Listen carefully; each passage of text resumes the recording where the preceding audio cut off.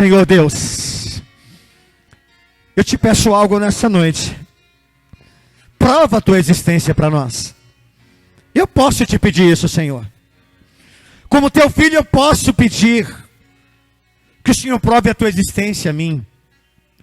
Prove, Senhor, a tua existência para cada irmão, para cada irmã que aqui está, Senhor. Tem pessoas que estão aqui nessa noite, meu Deus, que não conhecem a sua bondade. É verdade, Senhor. Tem pessoas que acham que porque ela foi curada, ou porque ela conseguiu uma porta de emprego, isso é a bondade do Senhor. Não conhecem a tua bondade, Senhor. Senhor, eu te pergunto nessa noite, o Senhor nos ama? O Senhor me ama, Jesus? O Senhor ama este irmão que entrou aqui doente? O Senhor ama esta irmã que entrou aqui doente? Se o Senhor ama, por que o Senhor não cura? Se ninguém tem coragem de perguntar isso ao Senhor, eu tenho. Por que o Senhor não cura? Por que o Senhor não liberta? Se o Senhor é bom, se o Senhor me ama, e se o Senhor luta por mim, por que a minha vida, por que a vida de algumas pessoas que aqui estão, é tão vazia, é tão morta, é tão sem prazer, é tão sem alegria? Porque um sorriso, Senhor, no rosto, não é alegria. Dentes brancos em um sorriso não é felicidade. Espírito de Deus, nós falamos aqui que nós queremos te conhecer. E nós queremos te conhecer. Nós queremos te conhecer na tua totalidade, Senhor. Nós queremos te conhecer como Pai. Nós queremos te conhecer como Filho. Nós queremos te conhecer como Espírito Santo. Nós não queremos conhecer o Senhor como um Deus que só se manifesta se houver uma oração. Não. Nós acabamos aqui de louvar, de que antes mesmo que os nossos pulmões se enchessem de ar, o Senhor já soprava sobre nós. Nós falamos aqui, ó Deus, que antes que nós fôssemos formados, o Senhor já contemplava a nossa existência. Se o Senhor consegue contemplar a minha existência antes da minha existência, é louco, não é, Jesus? Mas é real. Por que eu não posso contemplar a tua existência, Senhor? Por que eu não posso ter um encontro contigo nessa noite? O que me impede de ser tocado pelo Senhor? O que me impede de ser visitado pelo Senhor? O que me impede de te conhecer na tua totalidade? Será que eu estou batendo em porta errada? Será que eu estou clamando a um Deus errado? Será que eu estou como os profetas de Baal, me chicoteando, me sacrificando à toa, Senhor? Inimigo eu fui.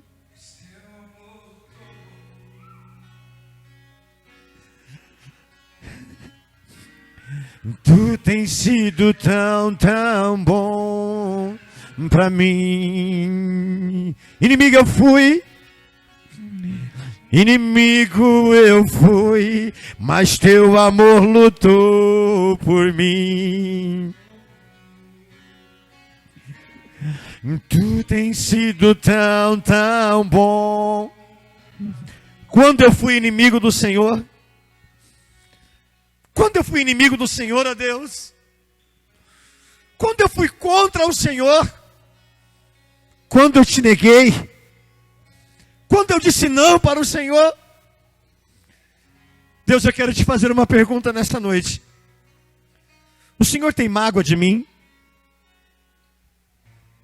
O Senhor tem repúdio de mim? O Senhor tem virado o rosto para mim, Deus? Porque tem hora que parece que é assim. Parece que tem hora de que a minha oração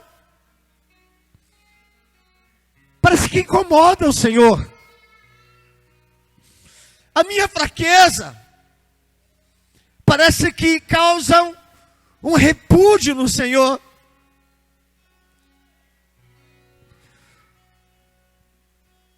Senhor, o que está acontecendo? O que está acontecendo comigo? O que está acontecendo com esses que aqui estão? Se o Senhor existe, eu quero ter encontro com o Senhor nessa noite.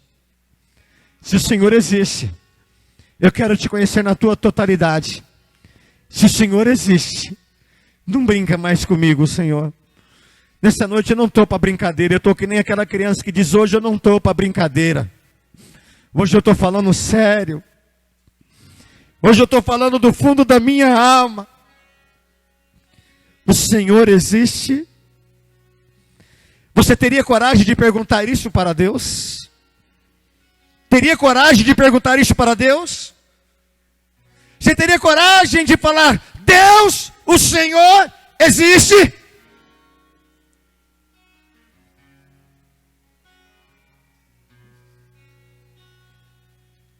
Eu te pergunto nessa noite, Pai. Eu vou ser o pregador nessa noite, Senhor. Eu vou pregar a tua palavra nessa noite. Como que eu posso falar de algo que eu não acredito? De algo que eu não conheço? Espírito de Deus, dentro da minha humanidade, dentro da minha fragilidade, dentro do meu ceticismo, do meu pragmatismo, da minha incredulidade, fala comigo. O Senhor falou com Tomé. Tomé desacreditou da sua ressurreição. Tomé não acreditou que o Senhor tinha ressuscitado. E o Senhor foi capaz de transpor uma parede e chegar ao lugar aonde ele estava. E diz: Didino, Tomé, sede crente. Olha aqui as minhas chagas. Toca nelas. Ah, Senhor. E a resposta de Tomé foi: Deus meu. Deus meu. Senhor, deixa nós tocarmos nas suas feridas nessa noite, se for preciso. Muda todo o nosso conceito de fé. Muda todo o nosso conceito, Pai querido, aleluia, de céu.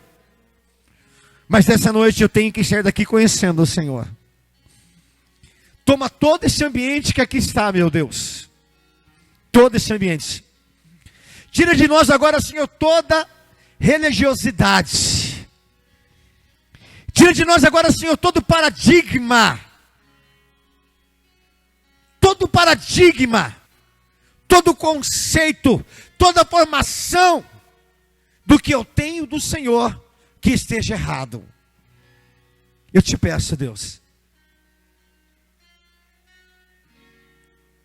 Santo, santo, santo é o Senhor.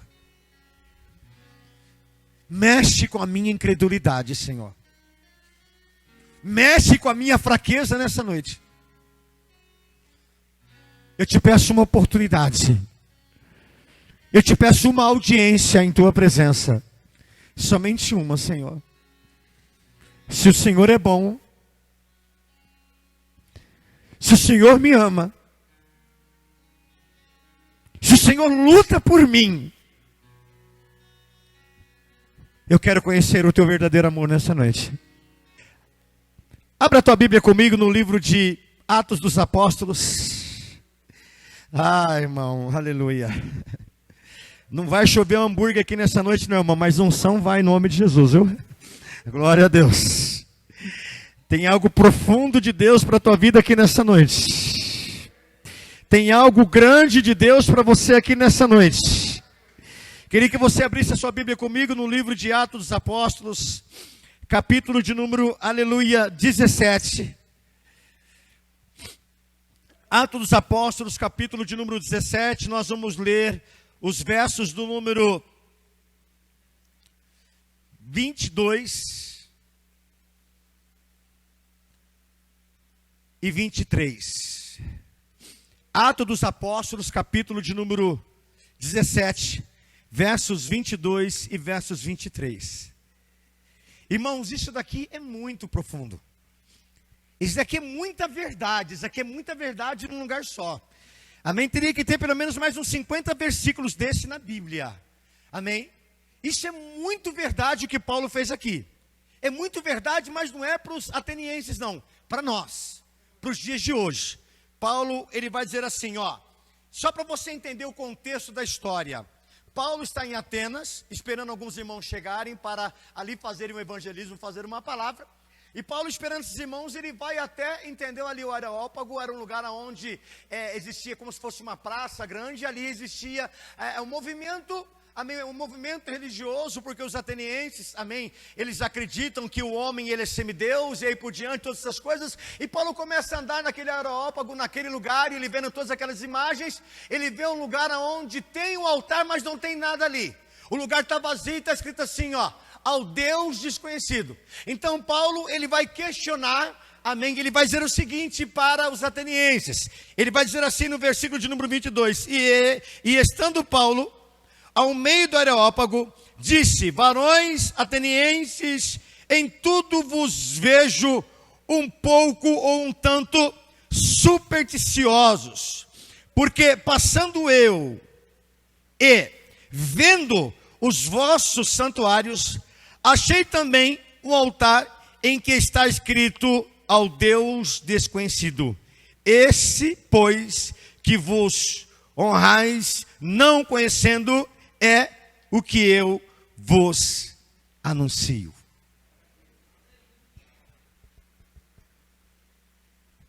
É pesado, é forte, mas é verdadeiro.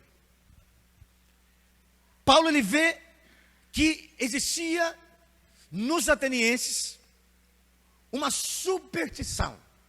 O que é uma superstição, irmãos? É uma fé excessiva, é um comportamento excessivo em encontrar Deus, em ter um encontro com Deus.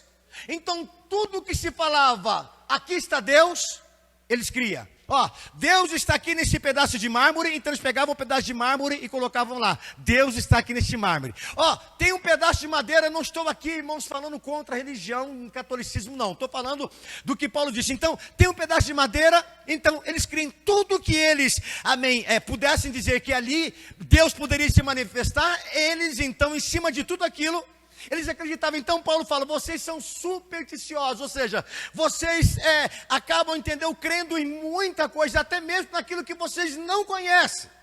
Vocês acabam crendo mesmo sem conhecer. E aí que entra nós, nessa noite, em nome de Jesus, irmãos. Eu te faço uma pergunta nessa noite. Você acredita em Deus porque as pessoas falam de Deus para você? Você acredita em Deus porque você já viu o nome Deus na Bíblia? Você acredita em Deus porque você viu a manifestação de Deus na vida de outras pessoas? Ou você acredita em Deus porque você já sentiu, você já teve o encontro real e verdadeiro com Deus? A sua fé tem que ser baseada em alguma coisa. Ninguém tem fé sem uma base. Ninguém tem um amor sem uma base. Se eu amo, entendeu, a igreja, eu amo a igreja porque eu sou grato. A igreja fez por mim o que o mundo não pode fazer. Então eu vou ser sempre grato a Deus, amém, através da igreja, porque a igreja fez por mim o que o homem nunca pode fazer. Então o amor que eu tenho para com a igreja é real. Por quê? Porque algo aconteceu, uma experiência eu tive com a igreja, amém, para que eu pudesse crer no poder da igreja na minha vida. Tem pessoas que não acreditam mais em igreja. Tem pessoas que dizem que igreja é só para ganhar dinheiro, é comercialização da fé. Para mim não é. Para mim igreja continua sendo casa de oração. Para mim igreja continua sendo casa de Deus, onde Deus fala, onde Deus salva, onde Deus cura, onde Deus transforma, Deus ressuscita pessoas, Deus ressuscita sonhos, Deus é Deus. Então eu acredito na igreja porque eu tive uma experiência dentro da igreja que transformou a minha vida. Eu cheguei na igreja, irmãos, drogado, eu cheguei na igreja, entendeu? Eu bebia, eu fumava, eu torcia para o Corinthians, né? E outras coisas eu fazia, irmãos, e tudo isso me fazia ter muitas dúvidas na minha mente.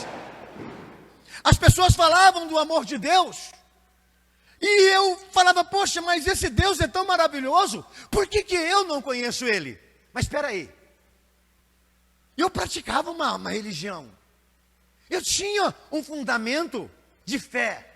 Minha mãe me ensinou sobre a existência de Deus. O meu pai me ensinou sobre a existência de Deus. Muito pouco, mas me ensinou. O meu pai só mostrou uma vez para mim, em todo o tempo que eu andei com meu pai, uma vez só. Eu descobri que meu pai cria em Deus. Porque um dia ele fez um desenho de uma cruz, entendeu? Ele fez o desenho de uma cruz e fez aquelas referências em volta. E ali ele fez aquele desenho. Meu pai não tinha muita escrita, era um homem, amém, com segunda série, mas ele fez aquela cruz. Então se ele fez aquela cruz porque ele queria olhar para ela e ter fé. Então esse foi o conhecimento de Deus que eu tive através do meu pai. Uma cruz que ele desenhou, eu disse, então meu pai, ele acredita, amém, em Jesus. A minha mãe tinha as imagens, eu acreditava em Deus pelas imagens que a minha mãe mostrava, pelas histórias que a minha mãe contava e tudo mais. Então eu falo assim, então Deus existe porque se a minha mãe crê nisso daí também eu vou crer. Então se foi bom para ela, vai ser bom para mim. E às vezes a nossa fé está ligada a isso. Deus foi bom para alguém, então eu acredito que um dia ele vai ser bom para mim. Deus, amém, ele já provou o amor dele para alguém, o ressuscitando, amém, livrando de um acidente, alguma coisa assim. Então Deus também vai ser bom para mim. Mas aí eu olho para esse texto e eu vou além. Eu vou olhar para um povo que durante 430 anos aproximadamente ficaram escravos no Egito. Amém? Que era o povo de Deus. Ficaram escravos no Egito. E durante todo esse tempo que eles ficaram lá no Egito, eles sofreram. Eles foram escravos, amassavam barro, construíam casas para Faraó e aí por diante. E um dia Deus disse, eu quero me manifestar a este povo. Então o que Deus faz?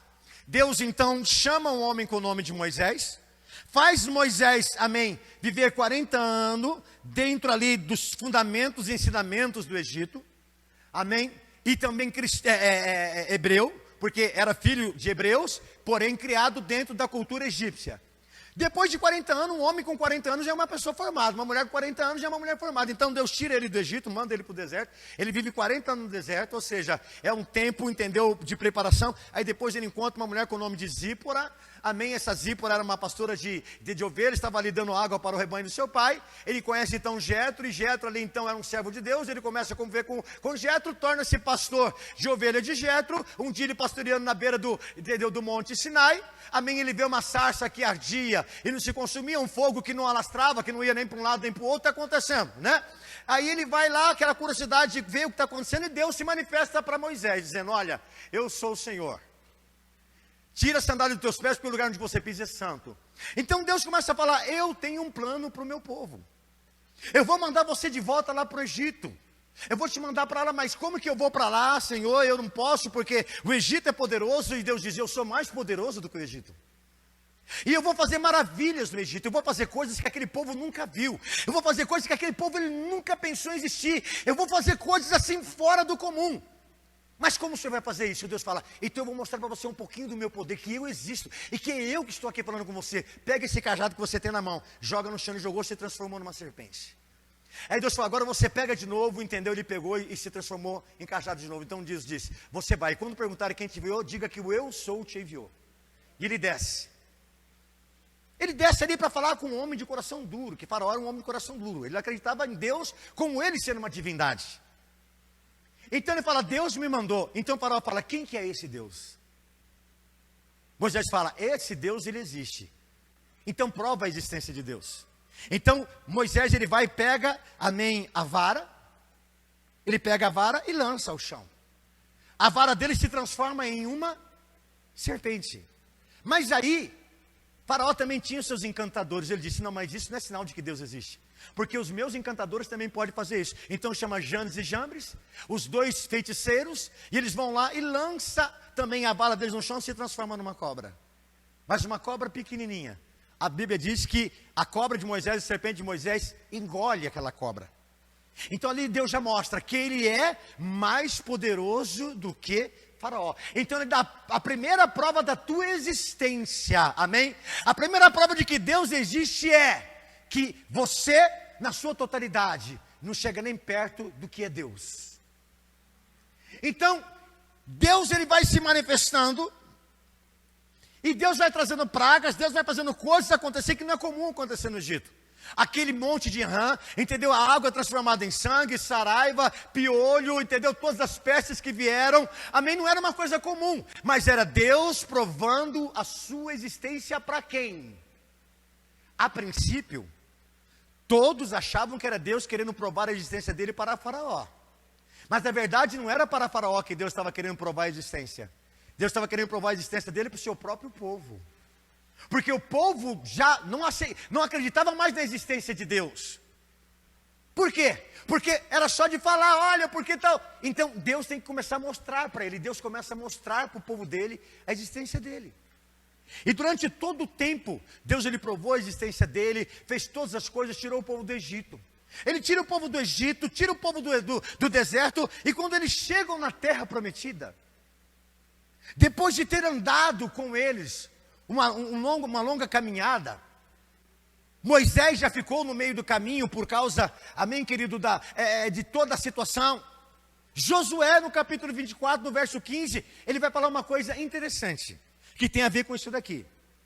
Se vos parece mal servir a Deus, aonde é ruim servir a Deus? Aonde é ruim crer em Deus? Para quem já teve encontro com Deus, isso é um absurdo. Mas para quem nunca teve encontro com Deus, é uma pergunta que todo dia a pessoa faz. Aonde é bom servir a Deus se eu nunca experimentei da bondade de Deus? Então Josué diz, se vos parece mal servir ao Senhor, e querem voltar para o outro lado do Jordão, e servir aos deuses do Egito, eu e minha casa serviremos ao Senhor. Mas o que me chama a atenção é de que não tinha nenhuma imagem debaixo do braço deles. Não tinha nenhuma imagem tatuada no braço, no peito, como as pessoas fazem hoje, entendeu? Dos seus ídolos, amém, das suas imagens. Não tinha nada. Mas era uma verdade.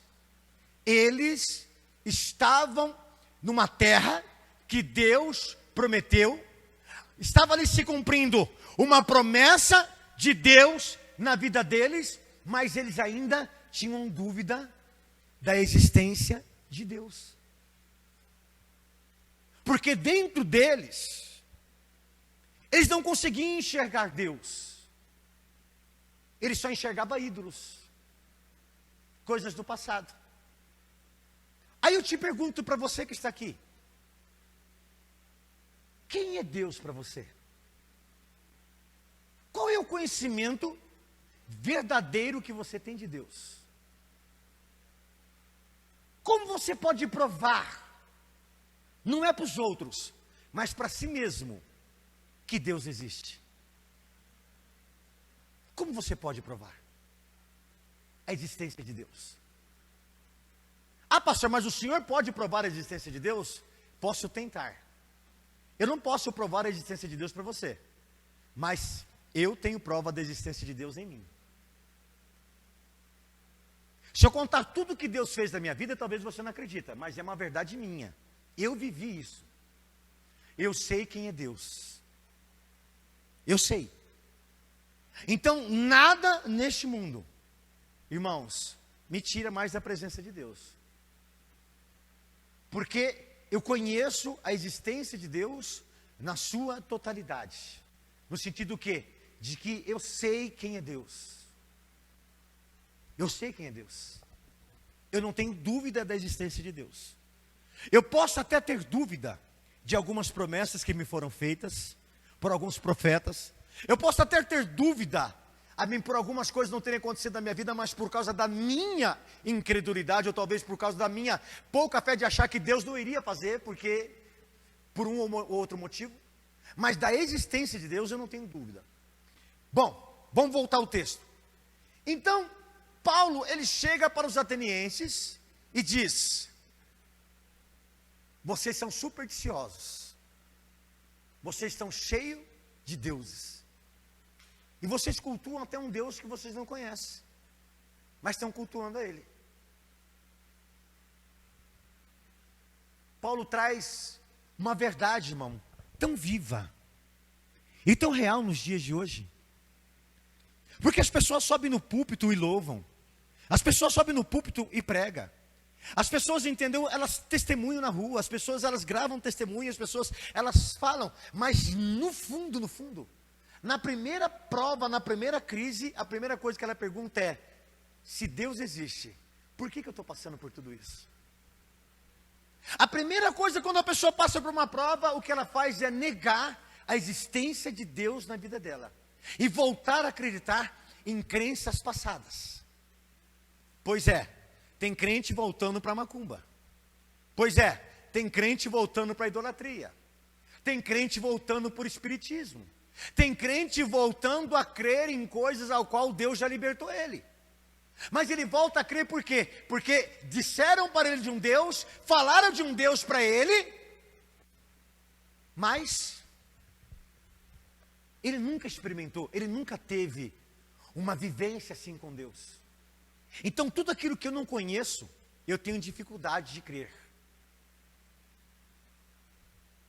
Esse dia atrás nós estávamos em casa, e a gente não sei o que a gente estava falando, a gente falou de melancia amarela, né, Marcos? Melancia amarela. Mas assim, melancia amarela é uma delícia. Eu não sei se foi minha filha, se foi minha esposa, disse sim, melancia amarela. Mas melancia amarela não existe. Ele disse: existe sim. E é muito gostosa. Para quem nunca viu melancia amarela, acha que é uma mentira, que é um engodo, que é um engano, que quem está falando está mentindo para você, está tirando sarro da tua cara. Mas para quem já experimentou, sabe o que é. E toda vez que alguém disser assim, ó, não existe, ele vai provar, amém, e ele vai defender que existe sim, porque ele já experimentou. Então, para você ter certeza da existência de Deus, você precisa experimentar de Deus, não da religião, não das práticas dentro de igreja, de pular, de rodar, de falar em línguas, não. Você precisa de uma experiência com Deus, uma experiência na tua alma, no teu interior com Deus. E às vezes, para ter uma experiência com Deus, nós passamos por um momento de incredulidade. Conta-se, e é uma história verídica e verdadeira, de uma mulher que foi uma das 100 personalidades do século, a Aimee Semple McPherson, que é a fundadora da Igreja do Evangelho Quadrangular, que na verdade é Foursquare Gospel, né? Lá, quando começou uma igreja itinerante, depois lá em Los Angeles, construíram um templo. Ela foi criada dentro da igreja metodista, dentro de todos os fundamentos e ensinamentos cristãos, do nascimento, da morte e da ressurreição de Jesus. Chegou um dia que ela disse para Deus, quem conhece a biografia dela sabe o que eu estou dizendo, ela disse: o Senhor não existe. Ela olhou na janela da casa dela, ela disse: Deus não existe. Ela duvidou da existência de Deus. Eles moravam, se não me engano, no Canadá, alguma coisa assim. E Naqueles tempos antigos, né, os missionários vinham para as cidades e faziam esses cultos itinerantes de rua, amém, estavam alugados, e ela, com o pai dela, foi para a cidade, e lá caiu muita neve, se eu não me engano, e eles não puderam voltar, e descobriram que tinha lá um pregador, amém, lá no Canadá, que estava pregando a palavra, e o pai dela disse, vamos ver esse pregador, porque não tem como voltar para casa, então vamos ver esse pregador. E quando ela entra na porta da igreja, pela surpresa dela, quando ela entra na porta da igreja, o pregador é tomado pelo Espírito de Deus, olha para ela e começa a falar com ela em línguas. Ninguém entende o que ele está falando, mas ela entende, porque Deus responde a pergunta dela. Deus diz, eu existo e estou falando com você. E Deus começa a falar com ela tudo aquilo que ela tinha falado em secreto com Deus. Ela se tornou uma das 100 personalidades do mundo. Quantas pessoas tem no mundo, irmãos? Só no Brasil, mais de 210 milhões de pessoas. No mundo, mais de 8 bilhões de pessoas. E entre 8 bilhões de pessoas, essa mulher foi uma das 100 personalidades entre milhares e milhares e milhares e milhares de pessoas. E ela duvidou da existência de Deus.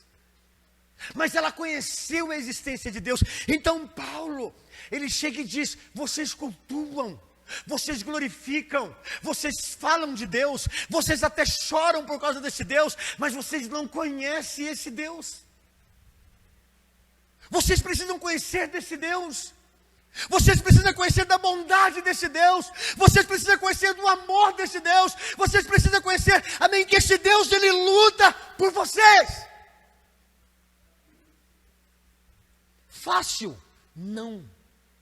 Às vezes, para que Deus, ele prove a existência dele em nossa vida. Escuta o que eu estou te dizendo. Marca bem isso na sua mente.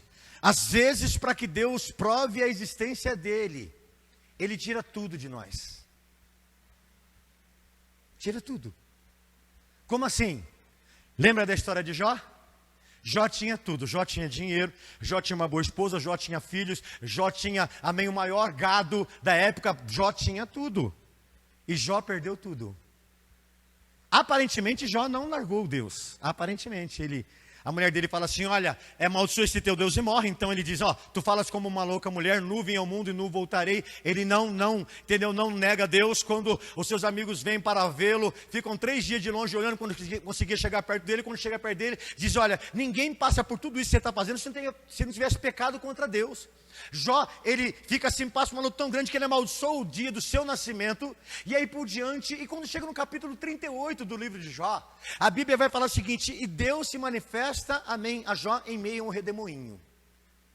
E a primeira pergunta que Deus faz para Jó é, aonde você estava quando eu criei os firmamentos? Aonde você estava quando eu criei o mundo?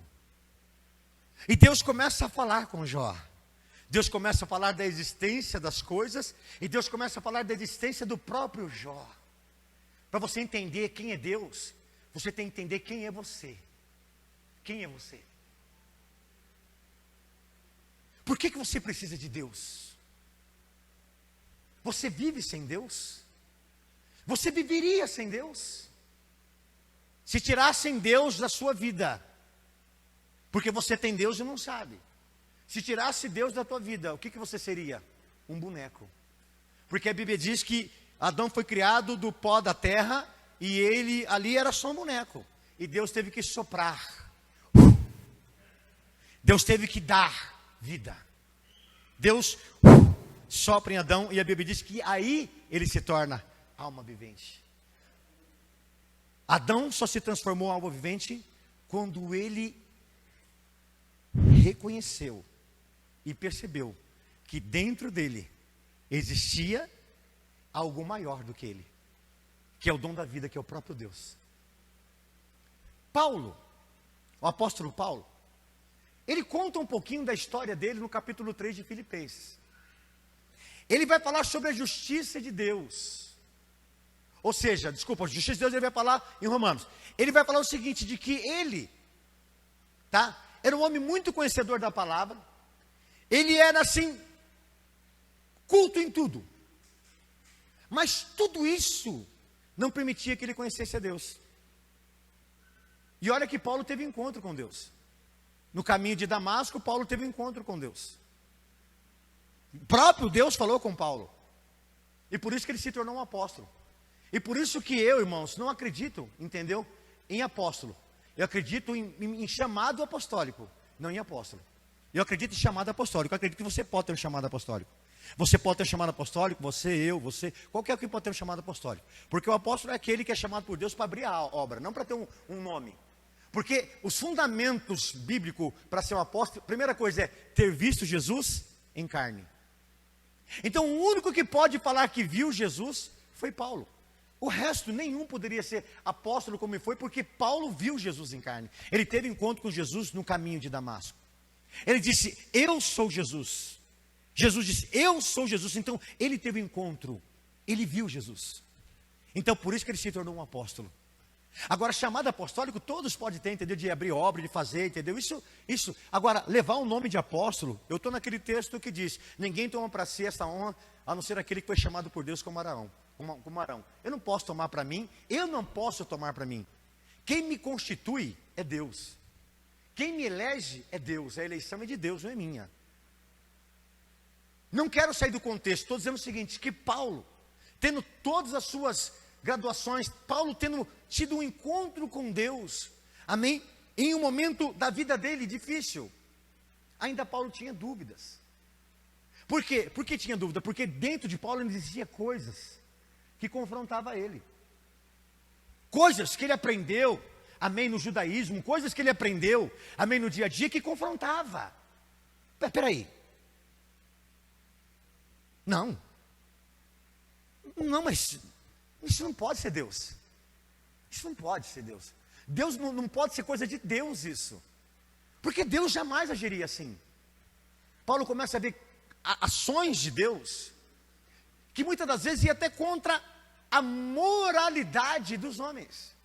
Como, por exemplo, Jesus permitir que uma mulher com fluxo de sangue, uma mulher com hemorragia, tocasse nele.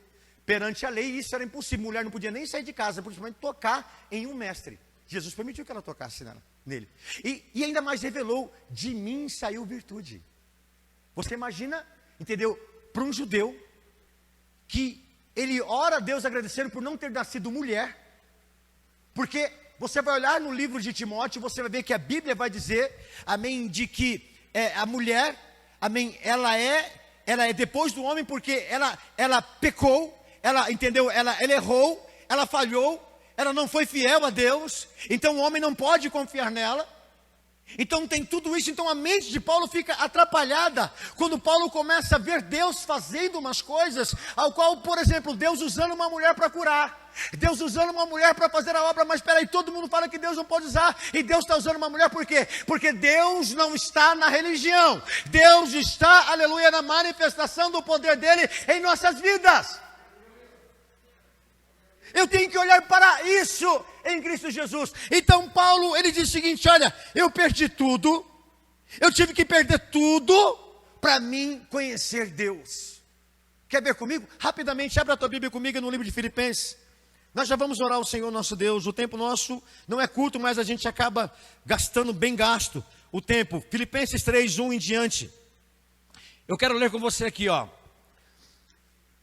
E outra coisa interessante, Filipenses era um povo amoroso, Filipenses era um povo, entendeu, muito caridoso, mas era um povo que não tinha muito conhecimento de Deus, fazia pela prática da religião, pela prática da fé, mas não que tinha algo com Deus. Então ele vai dizer o seguinte, ó, resta, irmãos meus, que vos regozijeis no Senhor, não me aborreço de escrever-vos as mesmas coisas e sempre para vós. Presta atenção, irmãos. Quem tem filho aqui? Levanta a mão. Tempo de pandemia é bom, né, irmãos? Porque você transformou-se em professor dos seus filhos, né? E fala a verdade, irmãos. Às vezes você precisa ensinar o seu filho 4, 5, 6, 7, 8, 9, 10 vezes para ele entender. É tão claro para você. É tão normal para você. Mas a criança não aprende. Você fala, não, ele está brincando comigo. Não, 1 mais 1 é 2. Eu estou falando para ele que 1 mais 1 é 2. Ele está falando que é 3. Não, tem alguma coisa errada, então você explica várias vezes, de várias formas diferentes, para entender. Amém? Então, ou seja, Paulo diz o seguinte, vocês não estão entendendo. Então eu tenho que falar várias vezes a mesma coisa para vocês: quem é Deus? Então ele diz o seguinte para eles assim, ó: guarda-vos, versículo 2, guarda-vos dos cães, guarda-vos dos maus obreiros, guarda-vos da circuncisão, porque a circuncisão somos nós, que servimos a Deus no Espírito, e nos guardamos em Jesus Cristo, e não confiamos na carne, ainda que também podia confiar eu na carne. Se alguém outro cuida que pode confiar confiar na carne, seria mais eu, circuncidado ao oitavo dia, da linhagem de Israel, da tribo de Benjamim, hebreu de hebreus, segundo a lei fui fariseu, segundo o zelo perseguidor da igreja, segundo a justiça que há na lei irrepreensível, mas o que para mim era ganho, repudiei perca por Cristo. Então Paulo fala que tudo aquilo que ele aprendeu não serviu para nada, não fez ele conhecer Deus, não fez ele ter um encontro com Deus. A religião não fez ele ter um encontro com Deus, a profissão, nada disso. Ele vai mostrar o que fez ele ter um encontro com Deus. Olha o que ele continua dizendo para nós: e na verdade tenho também por perda todas as coisas pela excelência do conhecimento de Cristo Jesus, meu Senhor, por qual sofri a perda de todas essas coisas e as considero como esterco, para que possa ganhar a Cristo. Se eu não me esvaziar, das crendices, se eu não me esvaziar da falsa fé que está dentro de mim, se eu não me esvaziar dos mentirosos ou deuses enganosos ou pensamentos de fé, que na verdade não é de fé, se eu não me esvaziar disso, eu sempre virei a igreja, eu sempre verei coisas acontecer, mas nunca terei de fato, verdadeiramente, um encontro com Deus. O meu encontro sempre será com homens, porque homens têm poder de fazer as pessoas chorarem, homens têm poder de fazer pessoas sorrirem, homens têm poder, amém, de fazer tudo isso, mas é tudo passageiro, porque Paulo fala: cuidado com os cães, com os maus obreiros, cuidado, entendeu, com aqueles que dizem, amém, que você é salvo porque você se circuncidou, porque você é salvo porque você não peca, você é salvo porque você está direto dentro da igreja. Você não é salvo, irmãos, porque você teve um encontro com a igreja, você é salvo porque você teve um encontro com Deus. E se arrancarem a igreja de você, se hoje o governo mandar fechar todas as portas da igreja, eu continuo, amém, servindo a Deus. Eu não vou me enfraquecer, eu não vou morrer espiritualmente, porque o que me abastece é o Espírito de Deus. A igreja é um lugar de encontro de adoradores com Deus. Então nós viemos aqui para adorar a Deus. E se nós chegamos aqui e ninguém dá um glória a Deus, irmãos, vai ser simplesmente um lugar onde pessoas se encontrarem e cantar algumas músicas. O que faz a diferença é quando o Espírito de Deus vai tomando pessoas, e pessoas vão dando glória a Deus, vão sentindo a presença de Deus, e essa presença de Deus vai irradiando, essa presença de Deus vai chegando a outras pessoas, e outras pessoas vão tendo aquele encontro com Deus.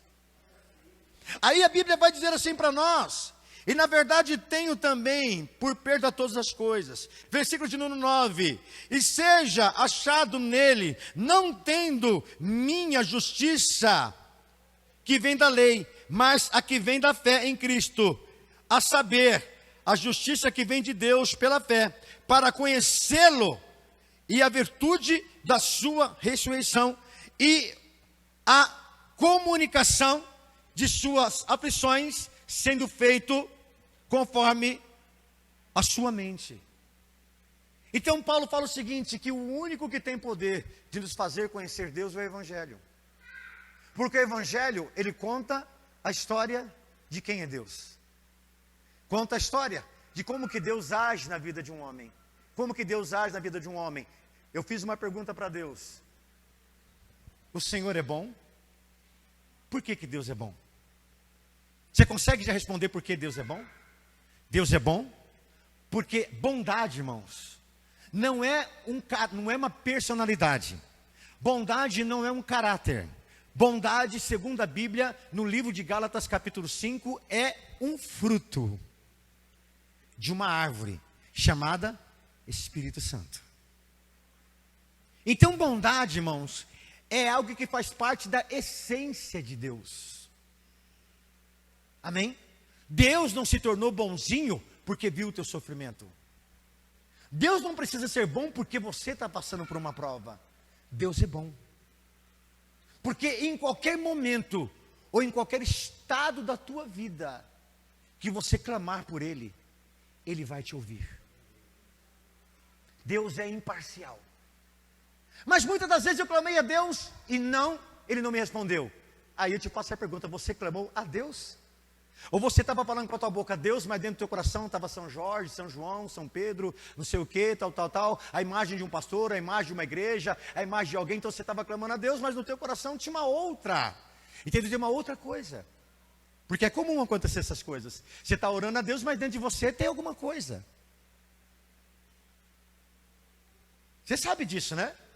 Não estou te enganando, você sabe disso, que muitas vezes você fala com a tua boca, mas o teu coração está diferente. E aí está, por muitas das vezes, Deus não te ouvir. Porque esse povo me honra com os lábios, mas o coração está longe de mim. Superstição. Eu clamo a Deus, porque acredito que Deus fez na vida do A, do B ou do C. Então Ele vai fazer, não. A minha oração tem que ser a Deus. Qualquer imagem que venha dentro de mim, quando estou orando a Deus, eu tenho que repudiar. Qualquer imagem. Se vir uma imagem de cruz dentro de mim, eu tenho que repudiar. Se vir uma imagem de uma pessoa dentro de mim, eu tenho que repudiar. Se vir uma imagem de um objeto dentro de mim, eu tenho que repudiar. Porque Deus é Espírito, eu não tenho que ter uma visão estereótica dentro de mim para me crer em Deus. Eu não preciso ter uma visão dentro de mim. Eu estou orando, eu fecho o olho e eu tenho que ver alguma coisa. Não é isso. A bondade de Deus não está nisso. Então Paulo fala, eu perdi tudo para que eu permitisse que o Evangelho me mostrasse quem era Deus. Tá bom, vi Deus, conheci Deus, o que eu faço agora? Paulo responde, não olhando para as coisas que para trás ficam, mas para as que estão diante de mim, eu sigo olhando para Deus. Se Deus é bom, e eu sei que Deus me ama, eu tenho que continuar, porque Ele luta por mim. Tá. Vamos para o texto de Romanos aqui, irmãos, porque nós temos que orar. O tempo não para. Romanos capítulo 1. Irmãos, aqui é a maior prova da existência de Deus na Bíblia. Para mim, é a maior prova da existência de Deus no sentido de explicação. A maior prova da existência de Deus é a ressurreição de Jesus. Jesus ressuscitou dos mortos. Mas Romanos, capítulo de número 1, eu quero ter aqui com você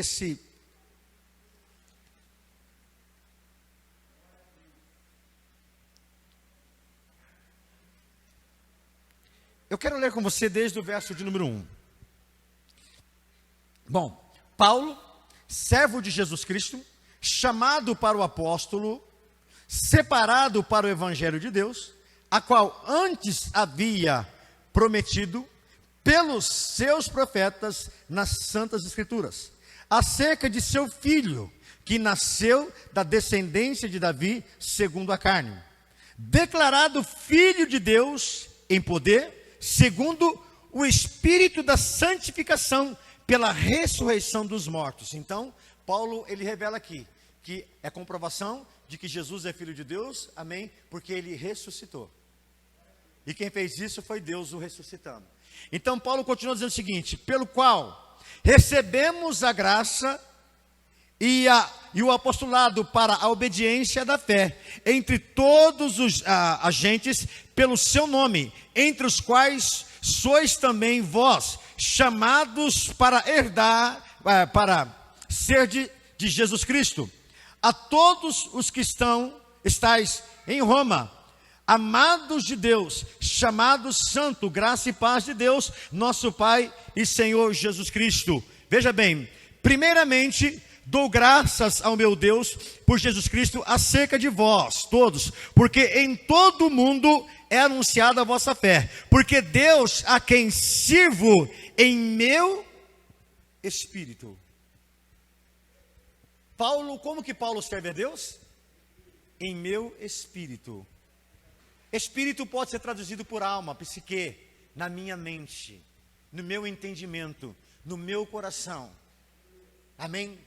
Eu tive encontro com Deus, amém, na minha tricotomia, no meu corpo, na minha alma e no meu espírito. A esse Deus, ele diz o seguinte: porque Deus é quem sirvo em meu espírito, no evangelho de seu Filho, me é testemunha de como incessantemente faço menção de vós, pedindo sempre em minhas orações que, em algum tempo, pela vontade de Deus, se me ofereça boa ocasião de ir ter convosco, porque desejo ver-vos, por vos comunicar algum dom espiritual, a fim de que sejais confortados, isto é, para que juntamente convosco eu seja consolado pela fé, muito tanto vossa como a minha. Não quero, porém, irmãos, que ignoreis que muitas vezes propus ir ter convosco, mas ele diz que foi impedido de ir, para também ter entre vós algum fruto, como também entre os demais gentios. Eu sou devedor tanto a grego como a bárbaro, tanto a sábios como a ignorantes, e assim quanto está em mim, estou pronto para também vos anunciar o evangelho a vós que estáis em Roma, porque não me envergonho do evangelho de Cristo, pois é o poder de Deus, para salvar todo aquele que crê, primeiro a judeus e também a gregos, porque nele se descobre a justiça de Deus de fé em fé, como está escrito, mas o justo viverá pela fé. Então a Bíblia vai dizer que o evangelho, ele nos faz descobrir quem é Deus. E a justiça de Deus. Ou seja, somos justificados por Deus. Não é pelos nossos atos. Então, eu preciso conhecer Deus. Eu preciso conhecer Deus. Eu não posso passar a minha vida toda. Eu não posso passar muitos anos dentro da igreja vivendo algo que eu não conheço. Eu não posso mentir para mim mesmo. Eu tenho que conhecer a verdade. Eu tenho que conhecer Deus. Pastor, mas o senhor não pode me julgar dizendo que eu não conheço Deus. Eu não estou te julgando. Eu estou te anunciando uma prática, uma verdade que existe em você, que todo dia te confronta. Tem crente velho de igreja que ainda não perdeu a crendice e intercessoras que já morreram. Não, tem crente supersticioso. Como eu já disse, tem crente que não passa debaixo de escada. Tem crente que fala que se ele vê um gato preto, ele vai ter azar. Tem gente que acha que se o chinelo estiver virado do lado contrário, vai trazer má sorte. Tem gente que acredita em muitas coisas e crendices, irmão.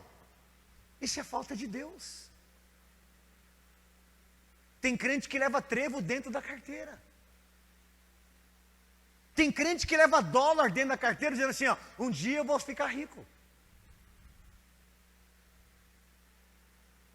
Tem muito crente tendo um comportamento que eu quero que você fale, irmãos, eu não estou te ofendendo.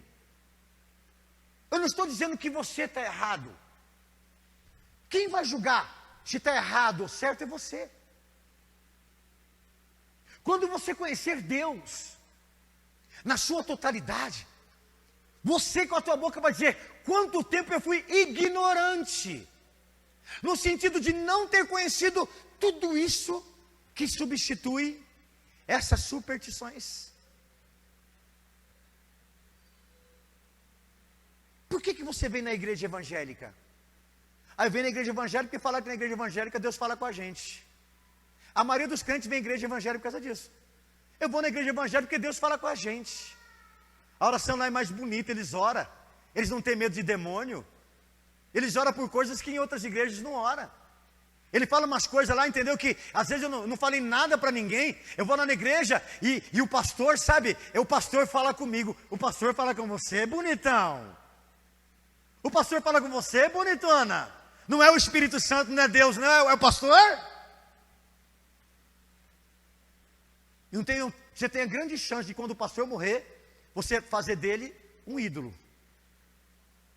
Olha lá se você já não faz. Tem crente que conversa com o morto. Mas eu não posso? Como você vai conversar com o morto, irmão? Fala para mim, explica para mim como você conversa com o morto. Só tem um jeito de você conversar com o morto, você sabe ou não? Morrendo. E indo para o mesmo lugar que ele. Não tem como conversar com o morto, irmão. Não tem. Mas tem pessoas que acreditam. Se você conversar com uma flor, eu também converso. Se conversar com um cachorrinho, eu também converso, mas está vivo. Eu converso. Porque eu tenho necessidade de falar. Mas com morto não, né, irmão? Com morto não dá. Não tem como. Aí eu falo, de onde vem esse fundamento dentro de você de conversar com o morto? De onde vem esse fundamento? De práticas antigas que ainda não saiu de dentro de você.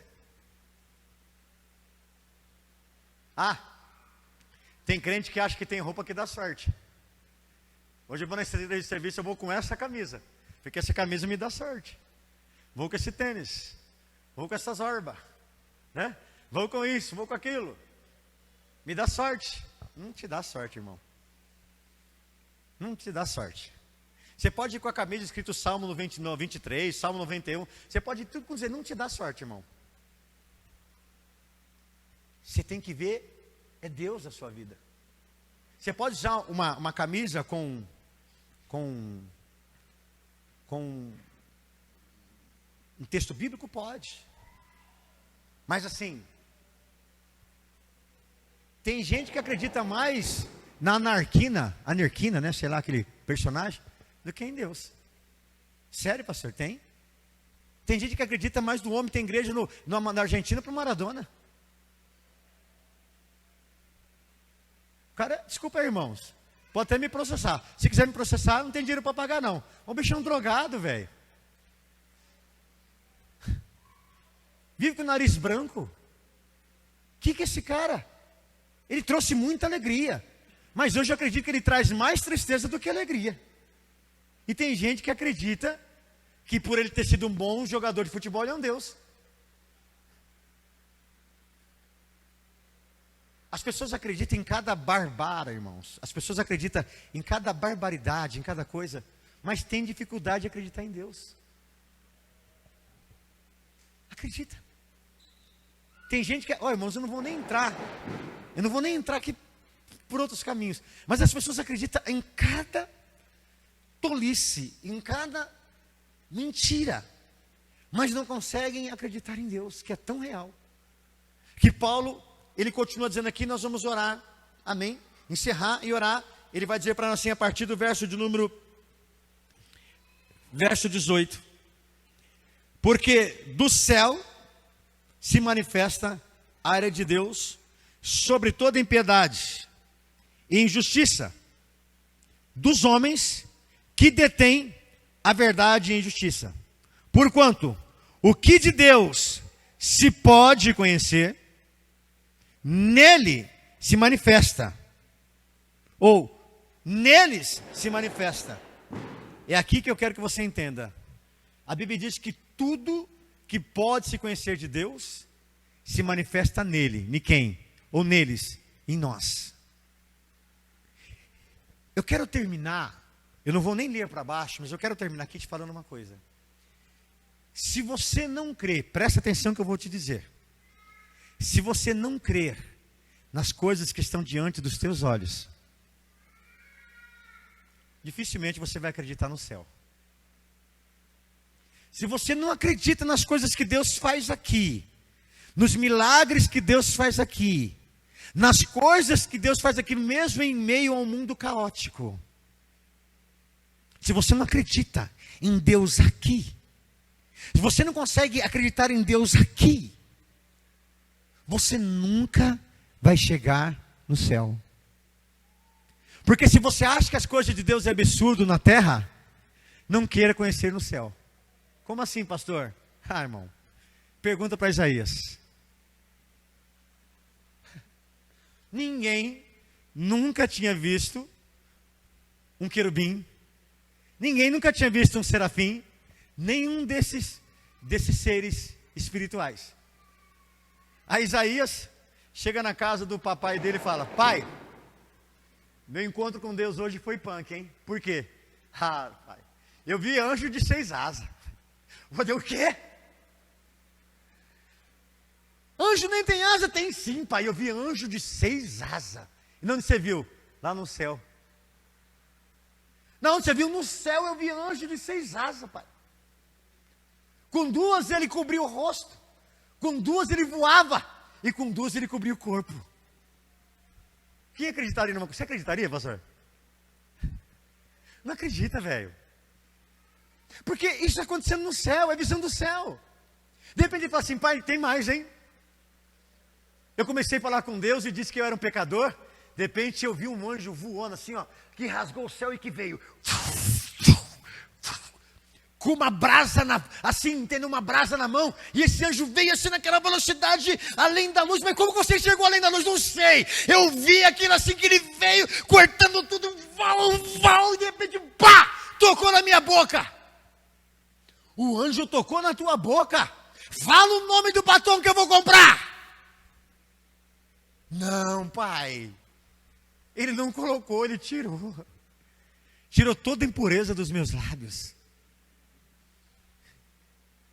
Quem acredita nisso, irmão? Quem acredita na visão de Ezequiel? Ezequiel fala que ele teve uma visão e ele via seres que tinha rosto de boi, que tinha rosto de homem, que tinha rosto de águia, que tinha rosto... Ele falou assim: eu vi seres voando assim, e os seres tinham, entendeu, essas características. Aonde foi que você já viu, irmão? Aonde na sua imaginação, aonde é a tua imaginação? Aonde pode chegar a tua imaginação de você achar que um anjo tem cara de boi?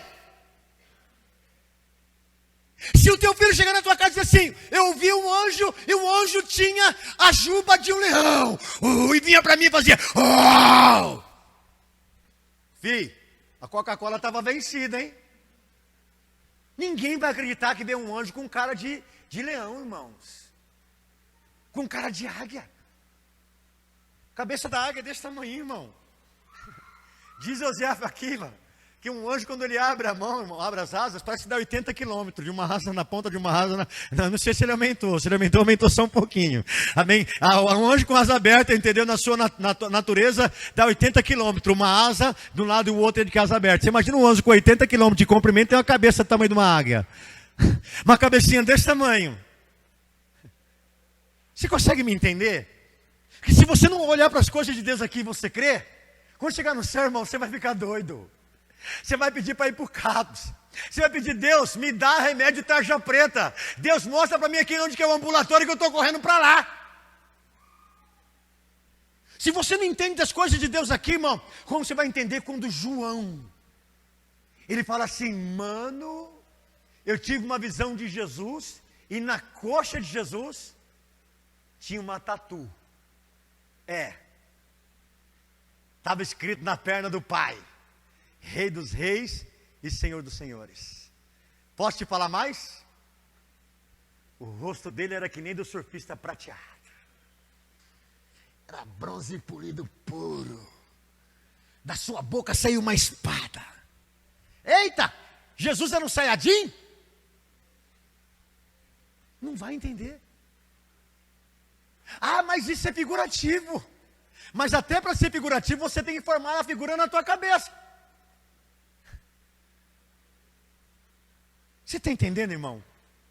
Se você não entender a manifestação de Deus aqui, você nunca vai entender o que é céu. Para você entender, e nós vamos orar em nome de Jesus. Jesus, ele chega para um caboclo, um peão, para um ser humano, que está lá cego. Possivelmente o cara não tinha as bolas dos olhos. O cara só tinha pele, tudo afundado para dentro. E aí Jesus fala assim: eu vou fazer você enxergar. Aí Jesus pega um pouco de guspe. Jesus joga na terra. Jesus, ele não pega e vai lá assim. Não, a Bíblia diz que ele gospe, ele, pá, do jeito que aquele guspe bate no chão, ele rola com areia e forma ali um olho. Modo de você entender. Na cabeça de Jesus forma um olho. Para outra pessoa é só um guspe com terra, mas na cabeça de Jesus é um olho. Ou 2 olhos. Jesus pega aquilo lá, chega no cego e pum. Todo mundo olhando para assim, eita Jesus, hein? Colocaram pinga na banana de Jesus. Não. Ele fez isso. Ele curou o cego. Se eu não crer nessas coisas, irmão, se eu não crer no amor de Deus, irmão, eu não vou nunca ver o céu. Eu não vou, eu tenho que crer. E como que eu tenho que crer? Eu tenho que pedir para Deus. Deus, eu quero conhecer o Senhor. Eu quero conhecer Jesus. Eu quero conhecer o Senhor. Você entendeu ou não? Eu quero conhecer Jesus. Você entendeu mesmo? Então começa aí em nome de Jesus. Irmãos, aí você vai ver o quê? Você vai ver que quando você começa a falar, eu quero conhecer Jesus como Aimee, a mim como outros, Deus, ele vai se manifestar. Deus, ele vai fazer a obra. Deus, ele vai tocar na tua vida. O que Deus precisou fazer para ele se manifestar na tua vida? O que precisou acontecer na tua vida para você ter um encontro com Deus essa semana? O que precisou Deus fazer na tua vida para você ter um encontro com Ele hoje? Fique em pé no teu lugar.